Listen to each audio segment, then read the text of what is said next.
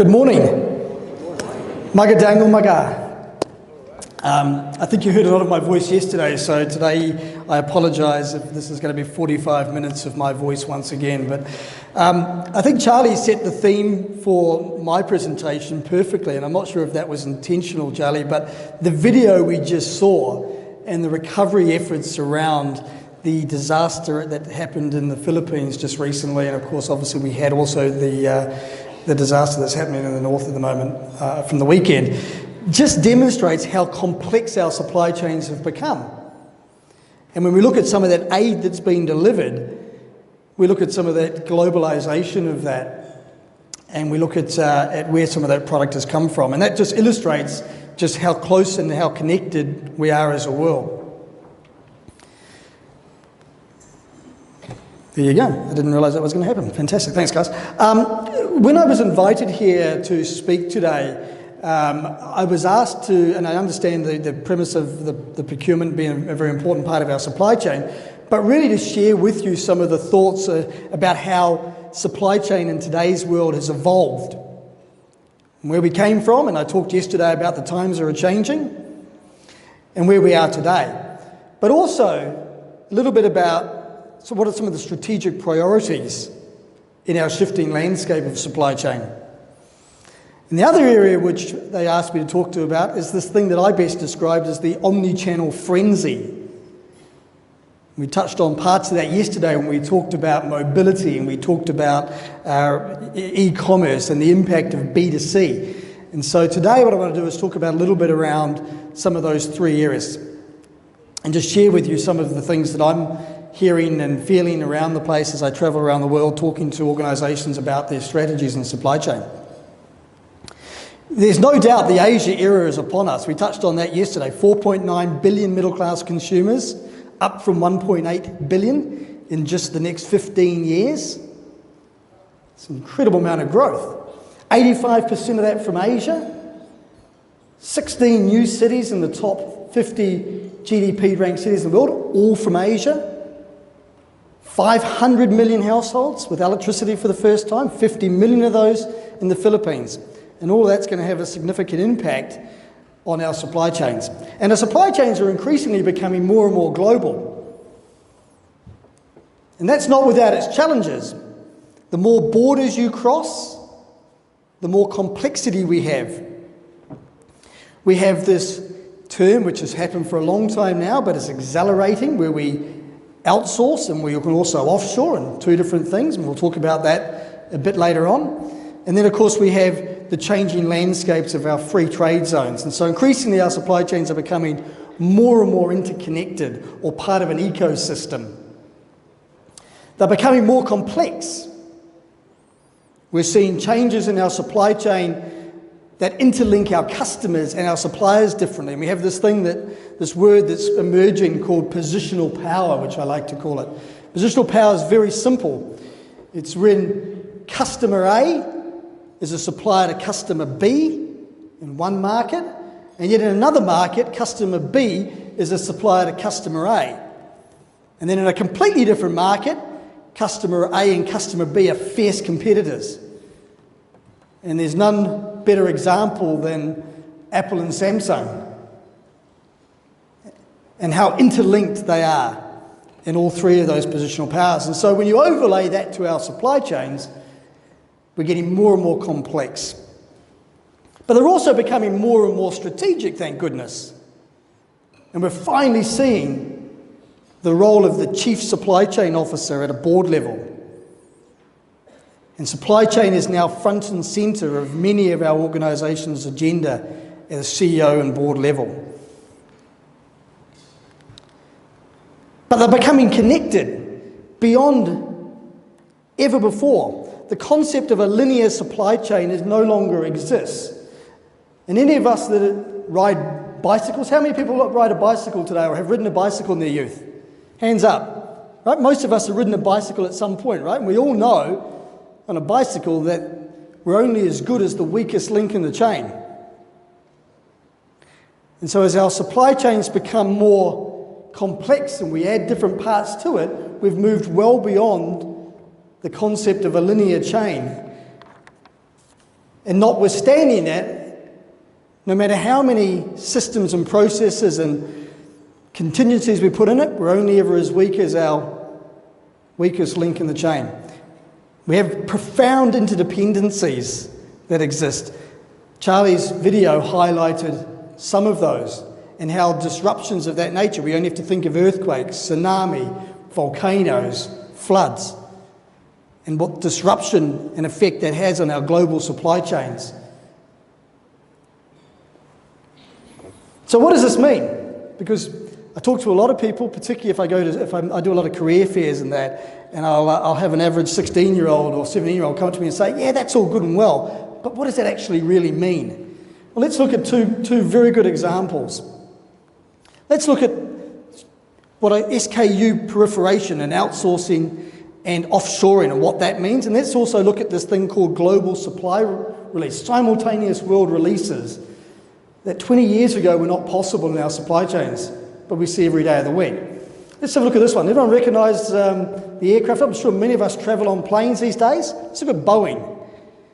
Massive company. I'll just come back one slide if I can, but 28 billion, 5,400 factories, 500,000 people in their supply chain. The 747-800, 6 million parts. The proliferation of components just to make a single product, one single product, goes well beyond Seattle. And if we fast forward and we look at the production of the 737 many, many decades ago, 10% of that aircraft was outsourced. Just 10%. But if we fast forward a few generations, we can see that the Dreamliner, the 787, 80% of that is now outsourced. So we've gone from 10% outsourcing in generation 30, 40 years ago to the latest product, 80%. The proliferation is huge. So outsourcing is on the rise in the components area, but it's also offshoring. We only have to look at the image behind us, and I apologise for the quality of it, but you can see the different colours there representing where the different parts are now manufactured for one single product. So think about that next time you fly. We have proliferation of components being made all around the world for one product. It's assembled in Seattle. And we have countries and industries bringing all of that together for that one single product next time you hop on your plane. I'm not sure if that's a scary thing or not. And then we have this thing called simultaneous global supply chain release. Apple's the best example of that. And the flashes that you see in front of you are the supply chain for the iPhone 6. Right? 786 suppliers, 31 countries. And in the days of Microsoft, who remembers the very first release of Microsoft Windows in 1995? Hands up if you remember the 1995. Where did we buy it? We queued at the store. We went down and we bought a box that had been created by somebody, labelled, packed, the CD had been burned, and we lined up at the store and we took it. And if we were lucky and we were in North America, we would get that on day one of the release. If we lived in Australia, in Sydney, we might get that on day one of month 2. And if we're in Asia, we might have got that in day one of month 3. And so a single product in the Microsoft environment in 1995, there was a 3-month cycle before the world received all of the supply. But in the Apple iPhone 6, what happened? The day it was released in New York was the same day I could buy it in Singapore, Kuala Lumpur, the United Kingdom, and in Sydney. And that's made possible by the interdependencies of our supply chain and just how far those supply chains have now evolved in what is a relatively short period of time. So we have these two huge engines, these twin engines that drive our businesses. And if we look at the SCORE model of plan, source, make, deliver, and then we look at the marketing initiatives of product, price, promotion, and positioning, they're brought together in one single place. And they're interconnected with our logistics and distribution networks. And so we see the role of the Chief Supply Chain Officer and the chief marketing officers becoming the most important roles within organisations. Hands up if you're in finance or a CFO. No one in the room? Well, if there's anyone that's not admitting to it, I apologise if I've upset you, but they're the two engines that are driving our business and will continue to drive our businesses in the future. And increasingly, they're becoming a much more important part of how we drive performance inside our organisations. And there's no doubt about it that supply chain drives competitive advantage like never before. And those CFOs that didn't admit to being CFOs in a minute will be happy to know that supply chain is one of the few areas of our business that can really influence our underlying base performance in our company. But they can also influence how we perform at the marketing level, speed to market, product positioning. There's no point in turning up at the Apple store if the Apple supply chain hasn't got the iPhone 6 in store on the day of its release. And our supply chains are becoming ever increasingly more agile, and our systems, and our technology, and our people are supporting that. Our partners are becoming closer. And so agility and flexibility to deal with some of those things that we saw on the video, the disruptions, the vulnerabilities, are increasingly more parts of how we drive competitive advantage across our organisations. But no man is an island, and we have to collaborate. And it's normally, in my experience, easier to collaborate internally than it seems to be out externally. And the definition of collaboration, if anyone goes and looks it up, there's two definitions, but one of them is a very interesting one. It says the willingness to work with your enemy to accomplish a common goal. So just think about that for a moment and think back to that Samsung and Apple example. Right? Collaboration, critical to our supply chain, but critical to driving competitive advantage. Another evolution we have today is this globalization and move towards a regionalisation, or nearshoring as we call it. China, no longer cheap. And so organisations are increasingly looking at where they have to position their supply chains for competitive advantages. So let's look at some of that. What are those options? Well, we sit here in the Philippines today, one of the prime areas to take advantage of some of that supply chains that are currently moving around. We sit within some significant trade deals that will leverage what we can bring to it. We have an enormous amount of talent in this market, of youth, of well-educated people, and of opportunity. But we also have other nations in Asia that have seen the benefits of that. Thailand, Vietnam particularly, Indonesia. And for the North American market, the Latin Americas, the Americas of Mexico and Brazil present an opportunity to bring their supply chains closer to their markets and closer to the consumers. We're seeing Eastern Europe, as it opens up, become a gateway into Western Europe, particularly for commoditised goods. And so increasingly our supply chains are becoming more broader, more complex, and more global. And at the same time, we're looking at opportunities to regionalise and get closer to market. Huge shifts. And I touched on just a minute ago the free trade zone. Well, that's a major focus on today's organisations about their considerations about where they place it. And the Philippines sits in the prime part of that. We've seen recently TPP. You're not part of TPP yet, but that will be expanded. We have AEC. And AEC, I don't know if many of us really understand the impact of that. And sure, our world is not going to change at the end of this year when AEC is introduced.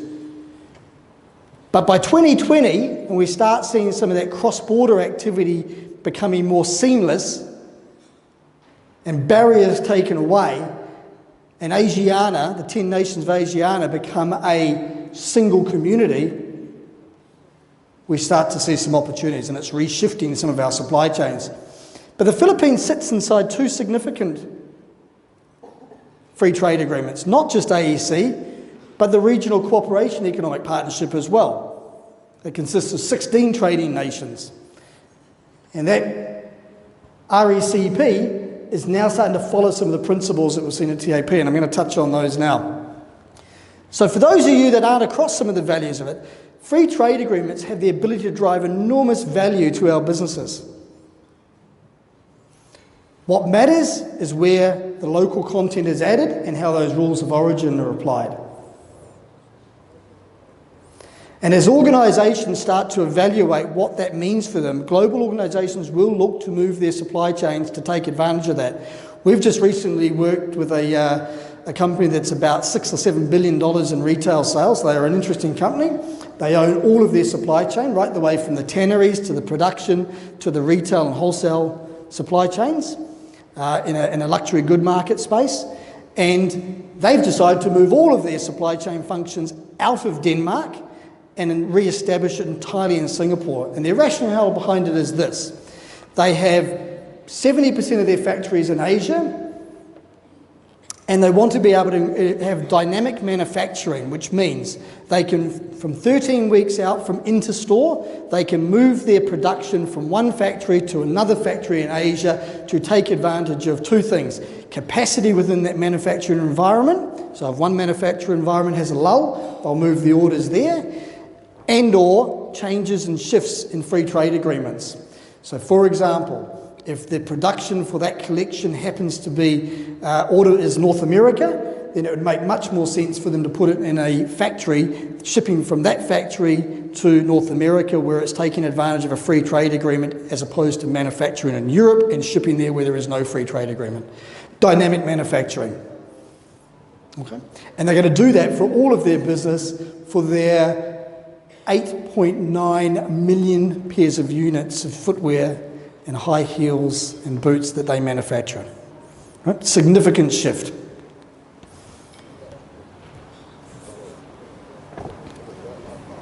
So what is AEC? Well, for those of you that aren't familiar with AEC, right? AEC means the free movements of goods, investments, skilled labour. It is introduced at the end of this year, and it will evolve between 2015 and 2020. And it covers the 10+1 countries within ASEAN, of which the Philippines is included. But AEC isn't all that's on their radar screen. I've touched on the Regional Comprehensive Economic Partnership, but also we have TPP. And TPP is quite significant, and at some point this will apply to the Philippines. Not on the first entry, but the second entry, I'd be very surprised. What TPP does that no other free trade agreement does is it effectively eradicates all duties on day one. There is no phase-out periods.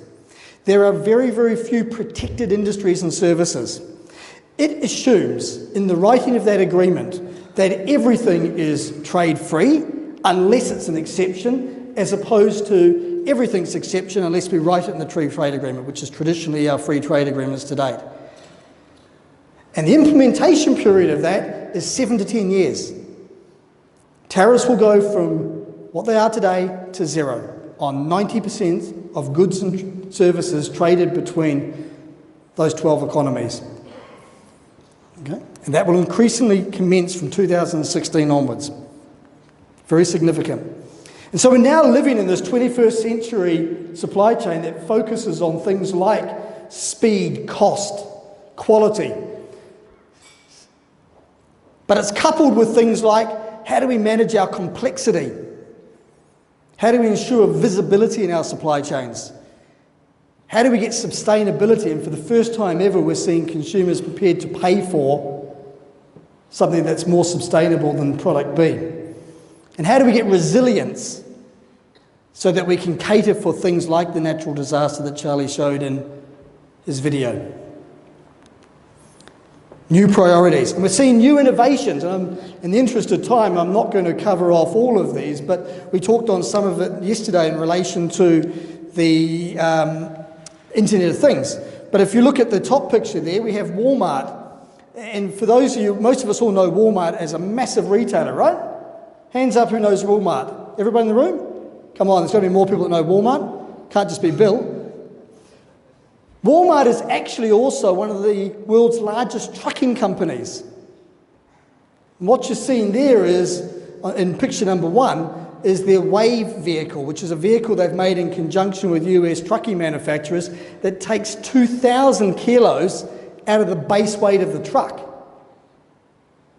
Doesn't sound much, but think about the amount of kilometres, the maintenance, the fuel, the efficiency that now brings to their roads as one of the largest trends. Locker boxes are an evolution. I'll talk about that a bit later on when we talk about Omnichannel. 3D printing is number 3. We've got driverless trucks.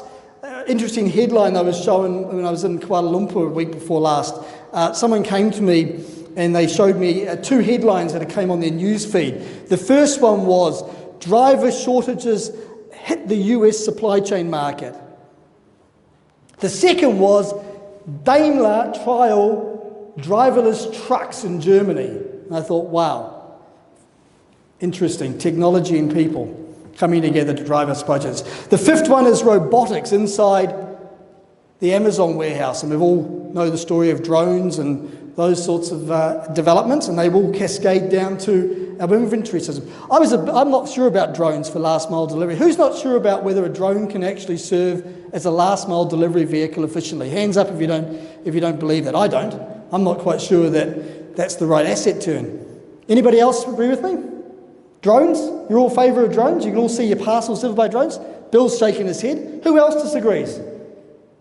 Not many people. Okay, maybe I'm the skeptic in the room. But I'll tell you something. I sat with a customer of mine in the healthcare industry the other day, and silly, it was at 6 o'clock in the morning, it was way too early, and he said, how's the conference going? I said, this drone stuff. And he said, actually, we're using drones. I said, what for? He said, we're trialling it. At night time, we have an audit requirement that checks the empty bin location for our healthcare customers.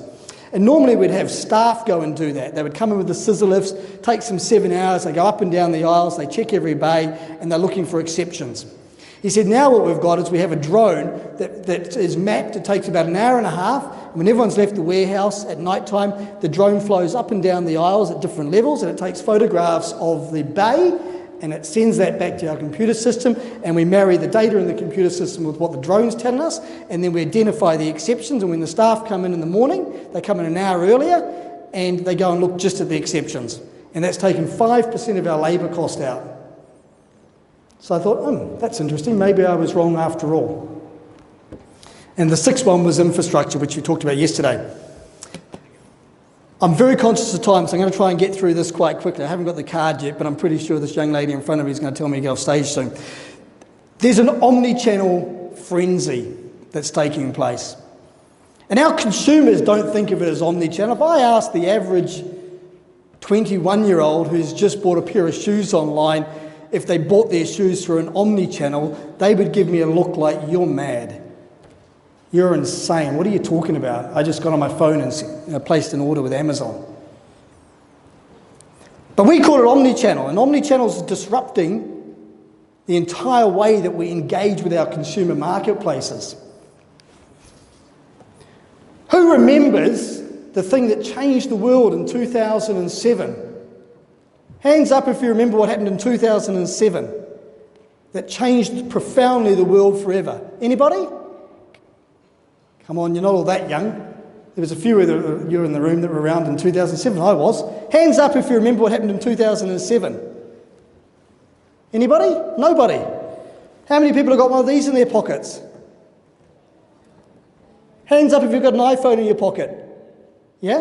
About half the room, a little over half the room. Steve Jobs stood on stage in January 2007 and he said, "This will change everything."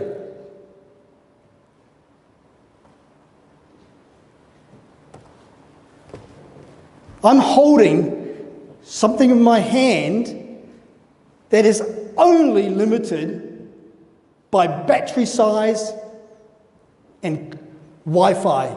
But other than that, I'm connected 24/7, 365 days of the year, even in the Philippines. And we have this new phenomena that psychologists are now talking about. You may have heard of it. No mobile phobia. Right? I'm 46, so I'm kind of okay with it. But the young people in the room, boy oh boy, if they haven't got battery life and connectivity and Wi-Fi access, and it drops out, no mobile phobia becomes a problem, right? I mean, we live with these things 24/7 now. They didn't exist before 2007, or if they did, they were in a very crude form and they weren't connected all the time. And it's not just about mobile phones. We've seen the tablet market. How many people have got a tablet in their bag as well as a phone today? About 30% of the room. I said yesterday, 2.6 billion apps. 42% of organic searches are done on mobile devices. So if you're not communicating with your customers in a mobile platform, then you are losing business to your competitors. If your website is not optimized for tablets and mobile phones, you are losing business. More than 50% of emails today are read on a device that is not our PC or our laptop. More than 50%. Phenomenal. Absolutely phenomenal. And so we have this thing called, that I like to call the e-commerce frenzy. And it's not slowing down. 2014, the B2C market was worth $1.5 billion. Trillion dollars, sorry. And in Asia, there are markets, including the Philippines, and I'll show some of this in a moment, that are outgrowing all of the markets in the world. They sit in the top echelon of where our growth is going to come from. You can see the stat at the bottom. E-commerce trade will double in the next 2 years to over $1 trillion. That's significant. Many of those people are buying for the first time. Right? And it's interesting to see the difference between our developed markets and our developing markets. The developed market, like where I'm from, New Zealand and Australia and the UK and the US, we already have modern retailing. We've got well-established B2C shopping channels. Home delivery is not something that's new in those developed markets. They've been doing it well for years. And our customers have been through the evolution of starting life in a Windows environment on their PCs at home. And they've progressed to laptops and some form of portability. And now they're progressing to the smartphone. There's not much you can do in a developed market online in terms of shopping that you cannot do in the mall by hopping in your car and driving 15 minutes to the shopping mall. But in a developing market, like the Philippines, our consumers, they're not progressing. Their entry point is straight in its smartphone. Most of them have never had a PC. The traditional retail model doesn't exist in many places that our consumers are, or the mass population, particularly those who are away from the centres. We have unrefined logistics operations with unsophisticated last mile delivery. So we're having to start that from scratch. But the benefit that that brings is we can do it without having to have that legacy of transforming our operations. We can design the best practice. We met with a company Carmen and I met with a company on Tuesday morning who's doing just that. They're bypassing the traditional retail channels and buying into last mile to connect to their consumers without that traditional retail model. So it's quite exciting. And e-commerce and mobility is driving our consumers everywhere. The shoppers of tomorrow look like this. And they can shop anywhere they want in the world, whether that's online, whether it's Macy's, Harrods, or it's somewhere in Shanghai, in the mall. They no longer are limited by the shopping community that sits around them. And many of those shoppers in the photograph have never been to a shopping mall. So if I said to them, hey, one of the best shopping malls in the Philippines is ASEAN Mall, and they live in the back of Hunan province in China, they wouldn't have a clue what I'm talking about. But they are your future customers, and they're going to bypass that altogether because of the mobility of that portable device. I touched on earlier the rapid growth. Sure, China is driving a big part of that. But look at the stats for Indonesia, 71% compound annual growth rates. Philippines, 33% compound annual growth rates. That's phenomenal growth. And so we have a significant shift that's taking place in our customers' demand and where our customers are going to shop in the future. This frenzy that is omnichannel retailing. And it's complex. I'll talk about three parts of it at the moment. The physical operations, the last mile delivery, and this horrible thing called refunds and returns. Let's talk about that for a moment, just to explore them. So our physical operations look different. We can't just move from being a traditional supplier to our traditional B2B customers overnight. It requires change and investment. We go from distribution centres that are largely cartons, pallets, racking, forklifts, boxes in, boxes out, multiple items, to single pieces. We have these sophisticated fulfillment centres that drive productivity and efficiency because we could be picking one single item. That could be something like an eyeliner or a hair clip or a pair of laces. And we're having to pack those and do them differently. We have to do multiple parcel deliveries. And then we have our things for our last mile. We saw some of the images in Charlie's video, just how complex last mile is in some environments where infrastructure isn't great. And remember, in a last mile environment, on many occasions, the only connectivity and personal touch that you have with your customer from the time that they source, identify, buy, transact, and interface with you is when that driver turns up and delivers that parcel. That's the first time that you connect with your customer. And last mile is typically 50% of the delivery cost of our parcels. It's the only link that matters. But we have the challenges around things like the efficiency of it, urban congestion, rural deliveries. Not to add to that whether the person's home or not to receive it. And so we've got some work to do there. And it's not getting easier by this madness. It's a concept I just cannot fathom. The free delivery. How many people have shopped online and bought something online? How many people? That's most of us, right?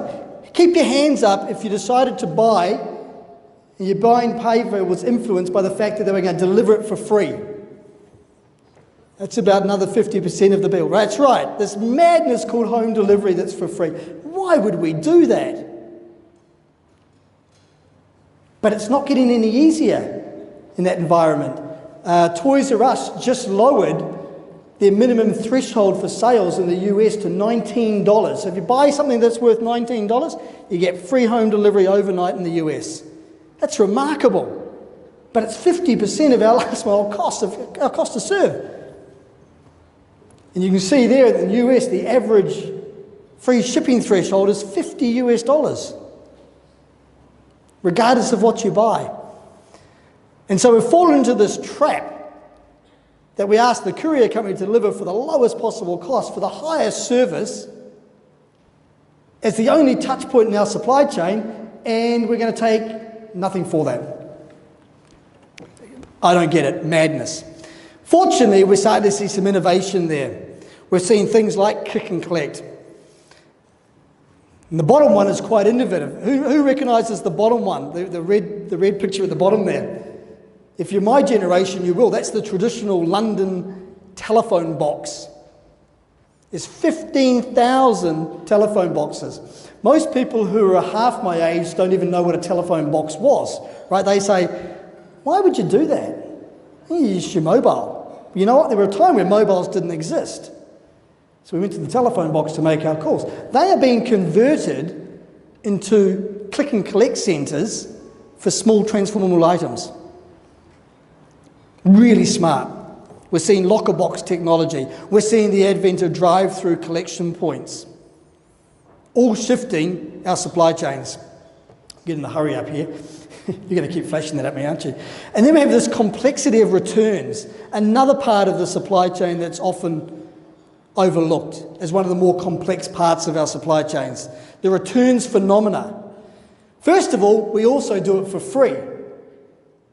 And so no longer do we go online and buy one item. My wife's very good at this because she tells me it's a bargain, right? When she wants to shop for shoes, she'll go and buy 5 pairs of shoes. Now, invariably, she buys 2 of those and 3 go back.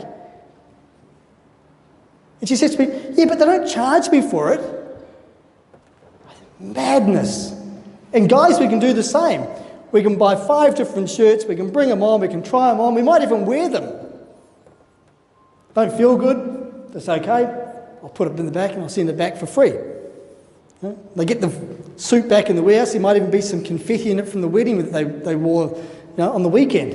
And we do it for free. And in the US, which I think is kind of cool actually, there's this whole social thing that's happening around returns, right? Bunch of women call up their friends, could be guys by the way, right? I'll just use one example because it gets more laughs in the room. A bunch of girls, like, hey, we'll get together for a girls' night.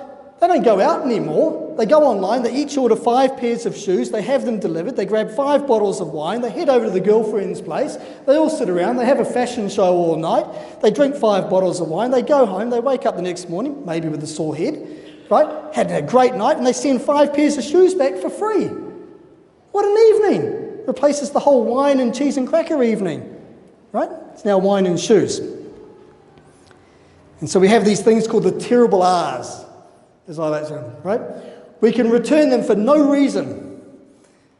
Someone told me the other day that Tesco in the UK, and I'll look for Sarah for her nodding head if I'm wrong on this or right, but Tesco will take a return up to 12 months after you've purchased it with no reason required. I can get a lot of use of my suit for 12 months, right? I don't have to have a reason for it. I've got no remorse. I just didn't want it, didn't like it. It has to come into our supply chain. I have to replace it. Faulty, damage in transit, right? And then I have to do the return. Where do I pick it up from? How do I get it back? Who pays for it? Right? Sometimes I've got to rework it. The shoes might have a bit of scuffing on them or a little bit of wine spilt on them. I've got to refurnish them, put them back in the box again, put them back on the shelf. I've got to try and resell it. I've got to give you your money back using Simon's pay system. And I've got to do all that for free? Really? How do we fall into this trap? But that's our supply chain of today. And so the omnichannel, and I talked about this word omnichannel before, omnichannel is a word that we use in our businesses. The average 21-year-old that's purchased the business shirt online would not think of that as an omnichannel. It's causing disruptions, it's blurring our businesses, but it is the fastest growing part of the consumer market today and is one of the greatest opportunities that presents itself to organisations in the Philippines. And so, in summary, what does the ASEAN integrated world look like, logistics world, which I think was loosely what Rose and Charlie asked me to touch on? Ladies and gentlemen, that's what it looks like. We have an interconnected interdependency in our supply chain that's more profound than ever before. We have a new disruptive world, a world of mobility and technology, with consumers who have never touched a laptop before, who have never been into a shopping mall ever. And yet they can buy. We have the Asia era. The era of 1.8 billion to 4.9 billion spenders, 85% sits here.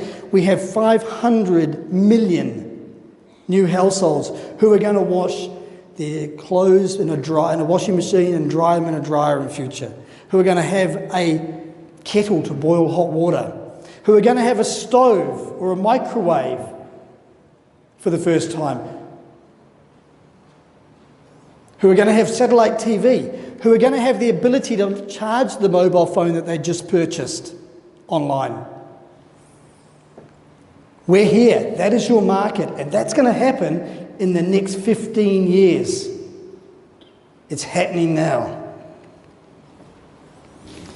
We have this massive shift in how countries trade together and where organisations place their supply chain, their manufacturing and their people. And we're seeing that already today. The Philippines has been very successful in its BPO market. We saw the impact of that in your GDP numbers yesterday. FTAs will continue to drive decisions like that because FTAs also include the seamless, transferable people, labour, skills, service markets. Change our landscapes forever. And then we have the impact of this omnichannel retailing that I've just talked about, the frenzy of it. And so, we have an increasingly complex leadership challenge ahead of us in supply chain, and we must prepare our people for that. Jonathan talked about it yesterday. Our capital is our talent development. It's the biggest part of the investment needed. It's also one of the biggest risks. We have Charlie's organisation and other organisations in Asia providing the underpinning knowledge for organisations to tap into and to deploy within their businesses. But we need to advance our leadership to deal with what is an increasingly more complex supply chain that we're dealing with every day. If you haven't as yet read this book, it was released earlier this year, and some of you may recognise this individual, Mark Miller.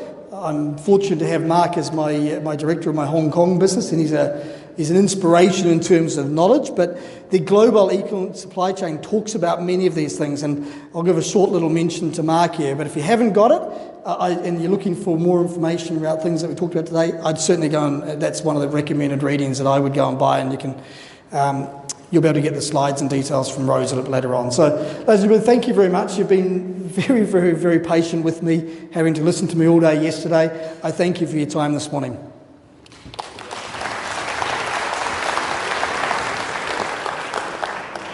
Darryl, that was a particularly interesting topic for me, and the research for my jacket, which I bought in Greenland earlier this week. Everything I'm wearing was bought either by my phone or tablet, from my charms and my bracelets, down to my Omnichannel shoes, which is probably more important in addition to all of the birds that went back. So I'm absolutely an advanced shopper.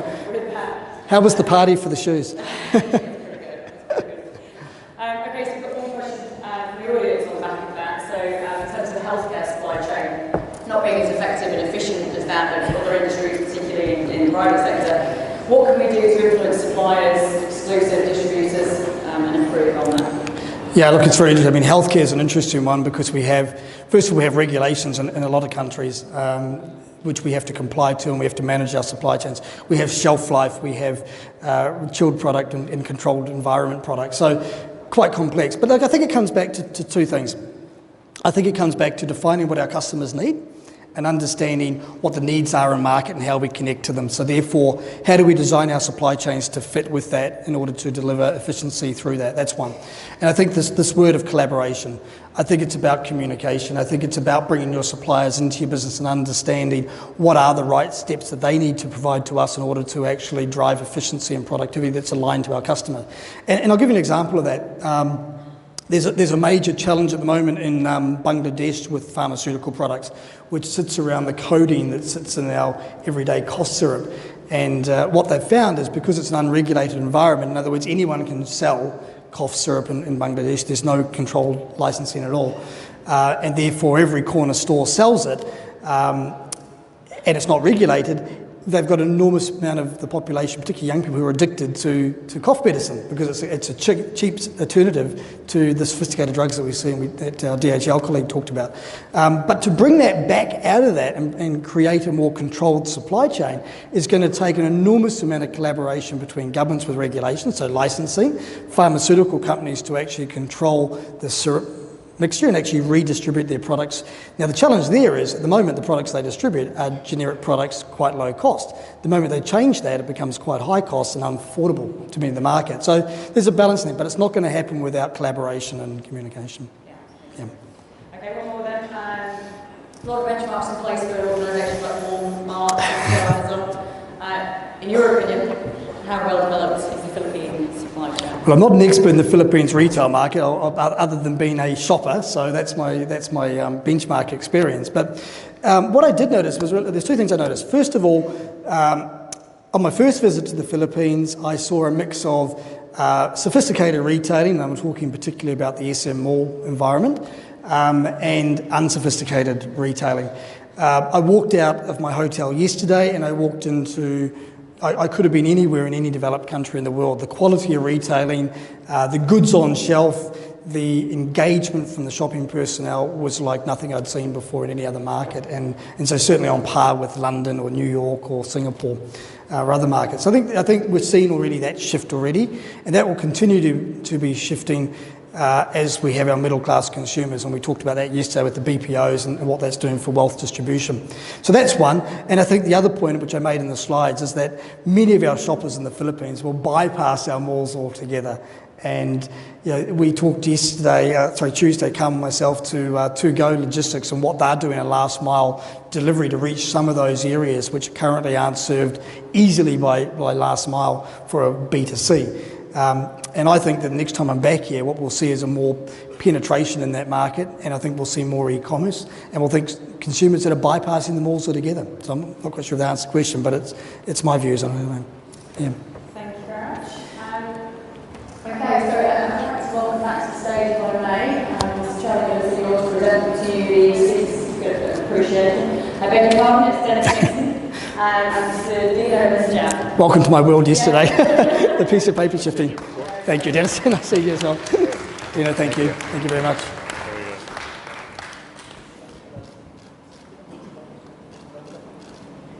Thank you. Thank you very much. Okay, a big thank you to Darryl for the presentation today and for the support.